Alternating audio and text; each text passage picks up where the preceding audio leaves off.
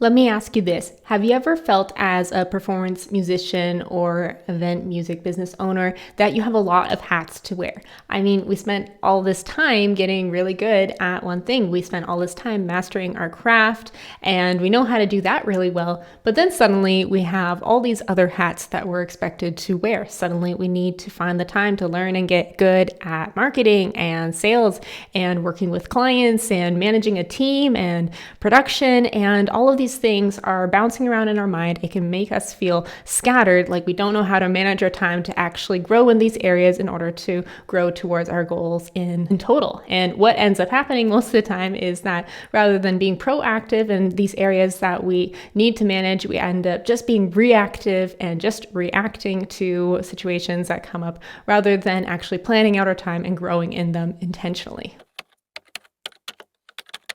If you can relate to any of those feelings, then you're really going to love the solutions I have to share with you today. And that's because with these solutions, I've been able to not only increase my own productivity, but also learn to delegate and manage a team in order to help me, as well as increase the mental space as well as space on my calendar for other tasks that are more creative, in addition to the power tasks that directly move the needle forward. And no, I'm not going to tell you to block time in your calendar or sharing some super special app or anything like that. But my secret to being able to be more productive and also delegate, switch to tasks when I need to, is environments. Now, you might be saying, Allison, that sounds really strange. What does environment have to do with productivity? Well, I'll start by giving you an example. If you were hungry and you went to the kitchen, you would expect to be able to find a fridge and a stove and your pots and the food all in one place in order to get one task done in the most efficient way possible. I know it's really silly, but we can see how just that environment, the kitchen, is obviously how we can get cooking done very effectively because we have an environment that is designed for it. So it works really well to make food in a kitchen. And furthermore, you'll see that a well-designed kitchen will have a layout that is even more efficient of how you can grab the pots to put them on the stove, to put them right in the dishwasher or sink, whatever it is. When we have an effective layout, we can significantly reduce the amount of time and increase our focus of what we're doing and how we're doing it. So that's just one example. Now let's add a goal to the mix. Say that you're not only hungry, but you wanted to eat healthier. Maybe you wanted to lose weight or get fit or whatever it was, and we have this goal. Now we can use pure willpower. We can just say to ourselves, I will get this done, I will eat healthy, and I'll going to block out time in my calendar, eat healthy, and it doesn't happen. However, if we go to the environment and start the environment and we design the environment so that there is no junk food to be had and only healthy food, well, then it's just going to be the default. We are just going to eat healthy as a default. So we see how environment is a very powerful factor of what we get done and how we get it done and how it can directly correlate to our goals. Okay, you're saying, Allison, I get it. Environment does directly influence how we behave. But what on earth does this have to do with running a business and getting tasks done that need to get done within the business? Well, more than you might expect. We'll start at the physical layer. Obviously, the environment that you put yourself in when you're going to get work done is very important. So if your brain turns into relax mode when you go into your family room or whatever it is, obviously that's not a good place to get important tasks done that move the needle forward. So finding a place, an environment that is going to be conducive to your brain turning on into gear of this is work mode is obviously very advantageous. But it goes farther than that, because a lot of the tasks that we're talking about here, they are often very different. The things we need to toggle between when we're running a business, often if independently or just learning to delegate. And we can be doing all of this from the exact same place. You're doing marketing from your computer, you're maybe editing a video from your computer, and all of these things, you're in a distraction box that could at any moment you could be straight into Facebook or whatever it is. So what can we do about this? The real problem is, how do we build environments on this 2D digital platform that have the same triggering responses of how we behave, and design these environments so that we behave in the way that we want to? Well, that's what I'm going to be sharing with you all. I'm going to start with sharing the physical layout of what makes an environment that's conducive to getting work done. Then we're going to go digital. How can you make virtual environments that are conducive to getting work done? And all of these things are going to reflect inwardly so that you're in a mental space in order to get work done. And then I'm going to show you the exact virtual rooms and places I have to get specific things done that get me into gear in order for me to get things done faster and plan my time more accurately and more wisely. I'm not saying I'm a master at this by any means. Nobody's perfect. This video is taking me over schedule as it is. But with that said, practice makes progress. So let's keep getting better together and let's design some environments that are going to help us get some awesome work done. Okay, so we need to design this environment that's going to be conducive to getting work done, both in the physical realm as well as in the virtual realm, which we're going to get into both of those layers within this video.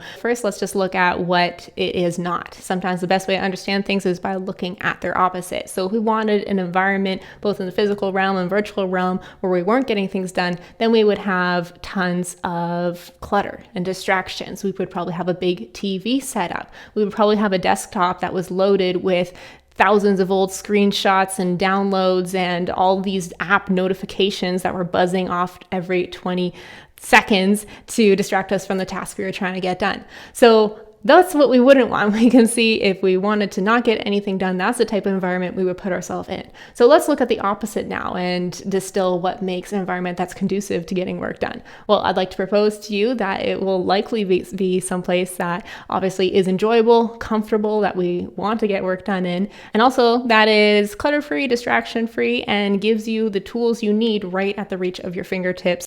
Now, if you're wondering how can I create environments that are going to create automatic workflows for me to get important things done, for me to manage my time better, there's only really 2 steps we need to follow. The first is to eliminate. So eliminate the clutter, whatever it is. And once we've eliminated what we don't need, then we can build the systems on top of that we do. Okay, and to give you an example of a virtual space that is conducive to getting work done, we have clutter-free desktop here. You can see I keep my apps at the bottom very minimal. So you can see laptop stand, keyboard, microphone, basically timer. This thing's great. It's how you can kind of visually see how much time you have to block out tasks. And basically, yeah, I just keep everything I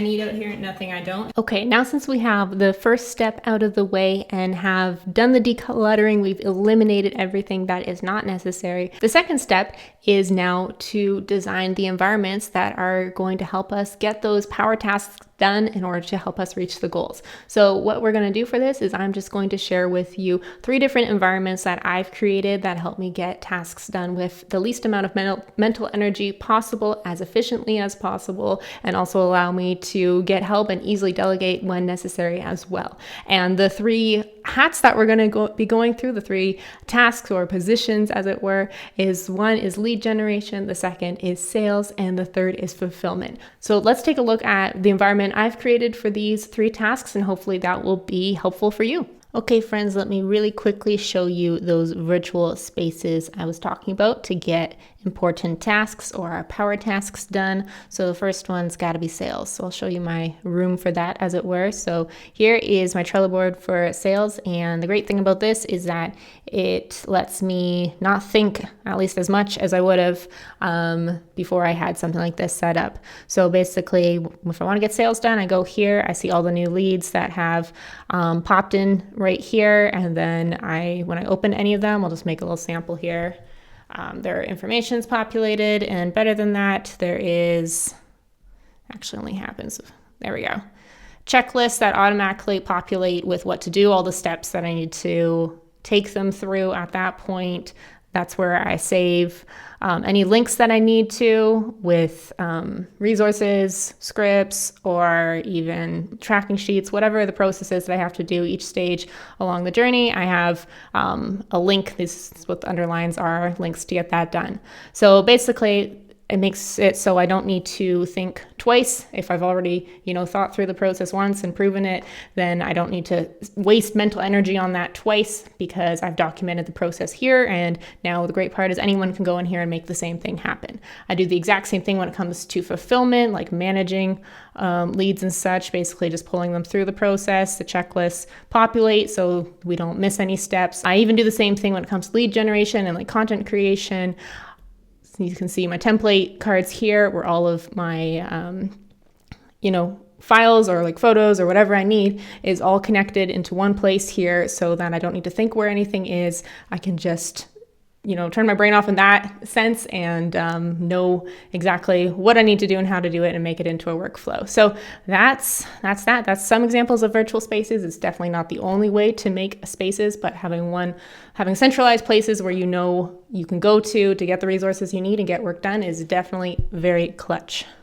My friends, hopefully that was helpful for you here today, our little talk on how to manage our time more effectively, counterintuitively, by taking a bit of time to decrease the clutter, create a space where you're actually going to be able to be more productive, both in the physical realm and also virtual realm, and then designing systems so you can, rely on your systems and not on your brain every time you're needing to do things. And this is going to free up so much mental space, so much time to be more creative and to have more fun. So hopefully this was helpful for you all. Have fun designing your own environments to create automatic workflows so you can spend more time on the things you love. I had a great time hanging out with you today. Please comment below and let me know, what is the hardest hat to wear, if that makes sense. What is the hardest part about running a music business, whether it's marketing or managing a team, and what are some ideas that you have to create environments where you can get into the gear and solve those problems and be more efficient and productive at it. So hopefully that was helpful. Please let me know your thoughts, like, subscribe. See you next time. Have a lovely week.